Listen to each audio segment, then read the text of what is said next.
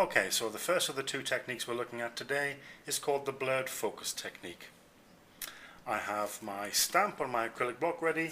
I have some covers cut to size for the notepads we're making, and I also have a piece of scrap card which I'll be using in a second. Now this technique is a tone-on-tone style, which is good for highlighting something in the middle of your stamped image. What I'm going to do is just ink up my stamp and then stamp it onto some scrap card just to take away most of the ink.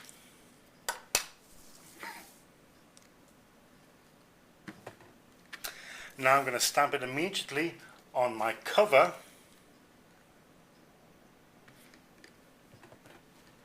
So I now have an image with a paler tone than the original ink pad.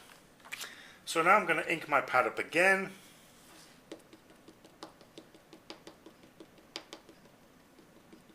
And this time I'm going to take a moist baby wipe and just rub away the ink from the outsides of my image. Now I'm not being very accurate about this. You don't need to take too much care over it, because stray bits of ink or little smudges just add to the distressed feel of this technique. So there we go. And now for the hard part, to stamp the image exactly on top of where it was stamped the first time.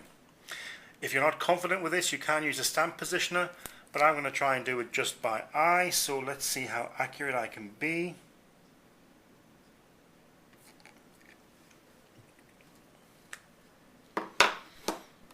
And there we go, not bad. So you can see we have our central image in a darker tone, highlighted with a blurred edge around it, with the background in a paler colour. And that's basically our first technique, the blurred focus technique. So for the second technique we're looking at today, we're doing the water stamping technique. I need two colours of distress ink. I'm using Spice Marmalade and Mustard Seed.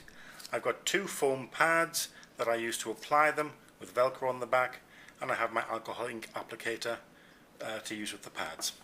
So I'm going to start with the orange and just apply it down the left hand side of my card.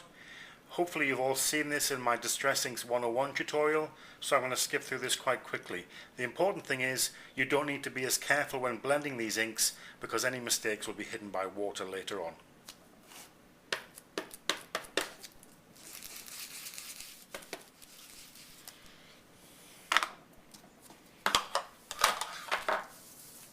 So there is our piece of card with the blended inks on it, and now you need to take a stamp, and you want to stamp with quite a bold, simple design.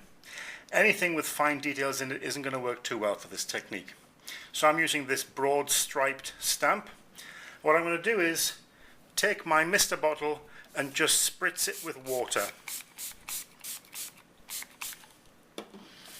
and then stamp it on my card. And because this stamp isn't quite big enough, I'm going to have to re-stamp further down the card. That's okay. I'm just going to wipe this off a little bit because there's some ink on it now from stamping it on the card. And I'll spritz it again and then put the second half of my stripes on.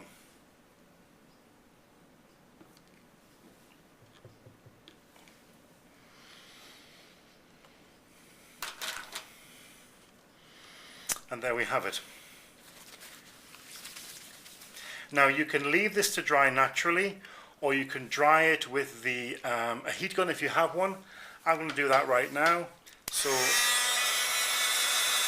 just dry this off as quickly as I can.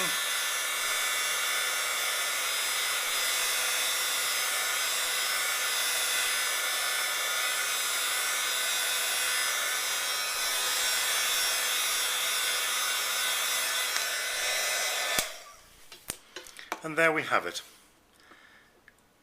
Our card with its stripe pattern from the water stamping. And of course, you needn't use a striped stamp for this. You can use any kind of bold design you wish. And that's the basis for the second cover for our notepads. So there is the result from technique 1, the blurred focus technique. I've just blended some ink around the outside, Do you remember I stamped on a spare piece of card? Well, I cut that out and used it as a mask to protect this while I was inking around the edges. I've spritzed some water on, as we saw in the Distress Inks 101 tutorial earlier, and then stamped around the edges and put a border around the outside. The mask that I used, keep that, because obviously you can just use that and apply it to another piece for a second piece of artwork. The striped one that I did, you can see here, again I've just stamped on top with various designs, and I think it looks quite effective. So let me know how you get on. Enjoy.